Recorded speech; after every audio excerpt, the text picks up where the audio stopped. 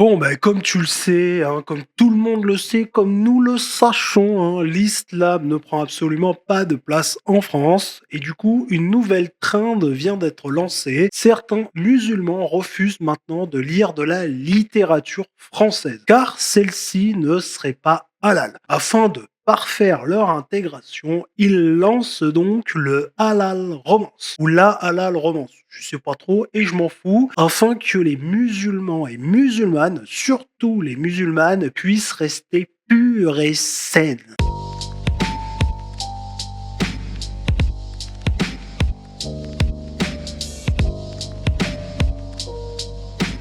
Alors comme je disais, hein, l'islam ne prend pas de place et puis le séparatisme n'existe pas. Seuls les catholiques sont un problème en France, comme chacun le sait, et comme LFI le fait remarquer très souvent, hein. Les musulmans n'exigent absolument pas d'avoir des privilèges différents, voire supérieurs aux autres, et ne créent pas une société parallèle à la nôtre. Pas du tout. Hein, dans laquelle ils créeraient leur langage, leurs livres, leurs films, ainsi que leurs habitudes, où nous n'existons pas. Tout ça est une affabulation, je dirais même une hallucination collective, hein. Nous sommes dans le vivre ensemble et nous ne sommes que des immondes islamophobes qui le refusons. Qui refusons même que ces gens vivent, que cette magnifique religion nous envahisse d'amour et de paix. Allez, j'ai donc mené l'enquête, hein, et j'ai trouvé plusieurs vidéos et un article, hein. Donc c'est parti.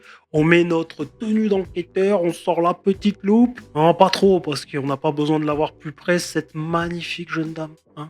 Tu le vois qu'elle est française, alors? Je suis française d'origine française. Et je suis convertie dans ma famille, personne n'est musulman. Aujourd'hui, elle a banni Ouais, bah s'il n'y a pas de quoi être fier, je te le dis, moi. de sa bibliothèque tous ses romans d'amour qui pourraient lui procurer des émotions. Car l'émotion, La voix off, quoi. dans le salafisme, c'est un péché. C'est trop beau comme religion, magnifique. Bannir toutes les émotions. Les relations hommes-femmes intimes, c'est pas quelque chose qu'on va lire, quoi. Justement, c'est quelque chose d'intime qui reste entre l'homme et la femme. Ça va pas être lu par les autres. Oui, parce que, tu sais, faire marcher son imaginaire dans l'islam, c'est interdit. Même regardé par les autres. À la télévision, elle se borne à regarder les informations. Car le Ah, si tu tombes sur ma vidéo, j'espère que tu t'es sorti de cette secte. message des divertissements et de la publicité serait une atteinte aux bonnes mœurs. Côté vestimentaire, Aurélie a l'obligation de se faire belle pour son mari. Elle peut donc se permettre certaines coquetteries sous le voile. Mais ses choix restent limités. Pas question, par exemple, de porter des talons. En fait, c'est déconseillé parce qu'on triche sur notre hauteur. En fait, avec des talons, on triche, on se fait paraître Wallah, t'es mal, Allah, avec tes talons, Wallah, c'est mal. plus grande qu'on est réellement. Donc en fait, c'est comme si, on déformait comme nous, on était faites, quoi. Ah ouais, bah c'est sûr qu'avec ton voile, hein, tu déformes rien du tout, quoi. C'est comme le fait qu'on doit pas s'épiler les sourcils, tout ça, c'est pour pas déformer la façon dont on est faite, en fait. Pour mieux pratiquer sa religion, la jeune femme est prête à tout, même à aller vivre en Arabie Saoudite. Mais ça, c'est une magnifique idée, par contre.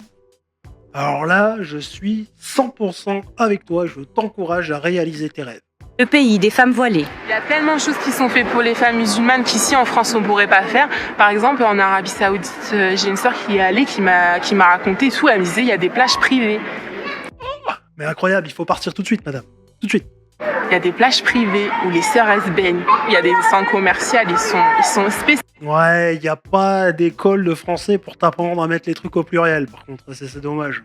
Les sœurs elles peuvent faire toute leur. C'est vraiment que pour les femmes. Mais vous vous rendez compte que c'est quand même un régime assez oppressant, on parle de l'Arabie Saoudite, mais Mais ta gueule, laisse-la, putain. c'est un pays difficile. Nous on n'a pas cette image là parce que pour nous c'est libérateur.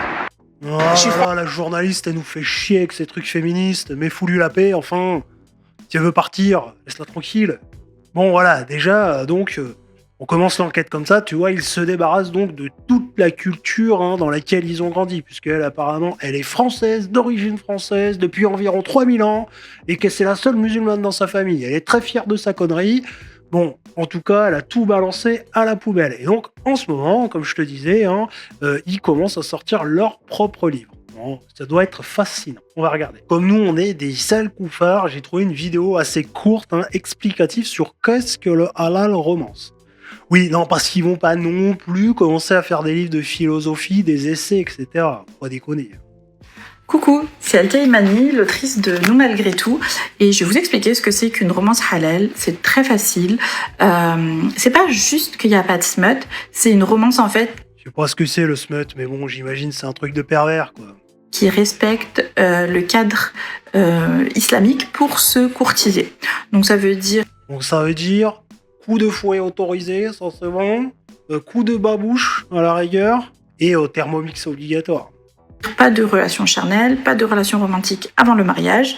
Et donc s'il y a une relation qui commence, c'est vraiment très cadré et dans l'objectif de se marier si le consentement mutuel de tous les parties est respecté.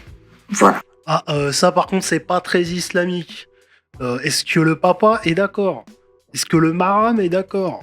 Attention, faut respecter tout, parce que là je sens déjà ça sort du cadre, hein. Ce qui est très fascinant et très intéressant, c'est que, tu sais, un livre, normalement, ça peut aussi te faire sortir de la réalité. Tu sais, moi, j'adore, par exemple, les bouquins de science-fiction, des genre Philippe K. Dick, Asimov, les trucs comme ça, tu vois. Ce n'est pas réel, tu vois. Ça ne respecte pas forcément un cadre de la réalité. C'est ça qui est intéressant. Tu sais, ça te fait voyager dans ta tête. C'est ça qui est...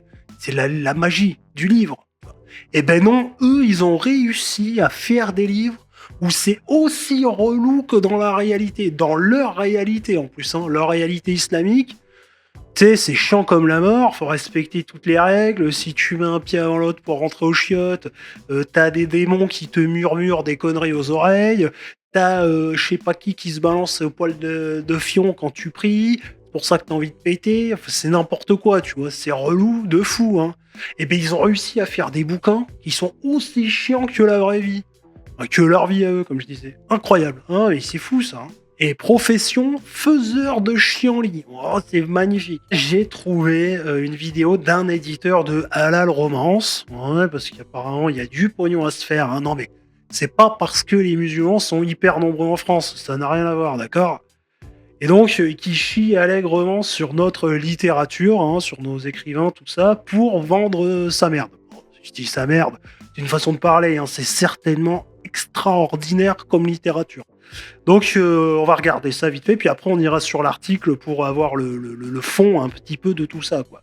Et le fond des chiottes. Ça banalise la tromperie, ça romantise la violence. En fait, ça normalise absolument tout ce qui est contraire à mes valeurs.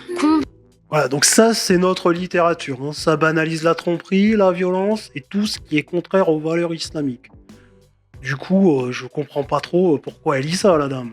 Combien de fois j'ai refermé un livre en me disant non, là ça va trop loin, c'est pas du tout ce que j'ai envie de lire en tant que musulmane. Pourtant, moi j'adore. C'est complètement con. Ah non, mais est-ce qu'un chrétien, il se dit ça? Il y a un moment donné, en fait, ça devient une maladie mentale aussi, quoi. Moi, je sais pas, moi c'est sûr, il y a déjà des bouquins qui me sont tombés des mains, parce que je les trouve pas intéressants, mais je me dis pas, putain, en tant que rouquin, c'est pas un truc que j'ai envie de lire, quoi. Hein? Ça va contre mes valeurs. Au contraire, même, je dirais que, tu sais, parfois j'ai pu lire des bouquins, bon, des essais politiques, des trucs comme ça, qui étaient pas tout à fait en accord avec moi. Et tu vois, ça, je l'ai appris quand j'ai fait un peu de philosophie au bac, notamment, et un petit peu après aussi, où en fait, on te disait, tu sais, ce qui est intéressant, c'est de lire des choses qui vont un peu à l'encontre de ce que tu penses et de ce que tu crois. Ça permet en fait de faire discuter les contradictions et tu sais, de te faire évoluer. Tu sais, c'est un peu le même principe que quand tu fais des examens. Des examens, je veux dire des partiels et tout. Tu sais, on te demande de faire une thèse, antithèse et une conclusion qui dépasse un peu la confrontation des deux points de vue, tu vois. Bah, quand tu lis un bouquin, pas tous les bouquins évidemment, des fois tu lis un bouquin pour te détendre, ça peut aussi servir à ça, ça peut aussi servir à tiens, moi je pensais ça, c'est vrai que ça, comme bouquin, ça remet en perspective ce que je croyais et ce que je pensais, c'est intéressant, je vais y penser. Mais eux non, hein. Non, si ça va contre le Coran, c'est non. Attention. Si le Coran il y a écrit blanc et que dans le livre il y a écrit noir, faut fermer ce livre tout de suite, faut jamais le lire. La romance, j'adore la fantaisie. En vrai, j'adore lire de tout et je sais que je suis pas la seule. Et enfin, aujourd'hui, il existe une plateforme pensée pour nous les musulmanes. C'est un Wattpad, mais version halal. Ça s'appelle Pulsely et c'est une plateforme. Ouais, en fait, c'est un peu comme le Coran, quoi. C'est tout est pensé pour vous, hein. Donc là, sur ce truc, t'es sûr de trouver que des choses qui vont dans le sens de ta pensée et de ta religion. C'est bien, hein. Ça vous fait vachement évoluer comme truc. Où tu peux lire de la halal romance et plein d'autres genres dans un univers muslim friendly. Halal thriller. Et si t'es autrice, tu peux publier tes propres histoires directement. Ah. Par contre, le féminisme, ça c'est mon c'est halal, visiblement. C'est comme tout à l'heure, hein, le truc où chacun est consentant, hein. Là, on fait des petites entorses quand même, parce que quand il y a un petit billet à gratter, hein, sur des tendances sociologiques, là c'est bon. Ah bah aussi, tout est entièrement gratuit, que tu sois là pour lire ou pour écrire. Donc les filles, Propagande gratos, ça c'est bien. la plateforme qu'on attendait toutes en tant que musulmanes qui adorent lire, elle est enfin là. Et c'est En tant que musulmanes qui adoreront lire, hein, j'espère qu'il y a des bouquins de français, hein, et de grammaire qui sont disponibles. Non mais halal, je veux dire, mais quand même, quoi. Là, faut faire des efforts. C'est pas ultra vendeur non plus, quoi. Moi, je m'en fiche, mais ça peut peut-être intéresser ma femme, je crois. Pour son anniversaire, je vais lui offrir, hein. Bon, même si c'est gratuit, elle le sait pas. Ça passe. Allez, on va aller voir l'article pour voir un peu s'il y a du fond, parce que ça fait longtemps, hein, que je vous ai pas lu d'article. J'ai arrêté parce qu'en fait, vous vous barrez des vidéos quand j'ai des articles. Je sais pas trop pourquoi. Je sais pas. Je lis mal, peut-être. Je ne sais pas. Alors, sur les réseaux sociaux, certaines influenceuses musulmanes appellent à délaisser des classiques de la littérature française jugés incompatibles avec leurs valeurs religieuses. Donc ça, c'est ce qu'on vient de voir, hein. À leur place, elles promeuvent une littérature halal débarrassée de ce qui est considéré comme contraire aux principes de l'islam. Après l'alimentation et la finance, les prescriptions religieuses gagnent-elles désormais le terrain de la culture? Alors je tiens à rajouter qu'il y a aussi des réseaux de rencontres, hein. Ils ont fait leur propre Tinder, quoi. Sur les réseaux sociaux, certaines influenceuses musulmanes revendiquent ouvertement une nouvelle manière de choisir leur lecture. Vêtues parfois du voile intégral, elles déconseillent à leur communauté certains grands classiques de la littérature française. Oui, il ne faudrait pas non plus qu'elles s'instruisent de trop, parce que sinon ça risque de foutre de la merde un petit peu dans le business. Considérés comme incompatibles avec leurs convictions religieuses. Parmi les ouvrages ciblés, Boule de Suif de Guy de Maupassant. La nouvelle raconte notamment l'histoire d'une prostituée pendant la guerre franco-prussienne de 1870.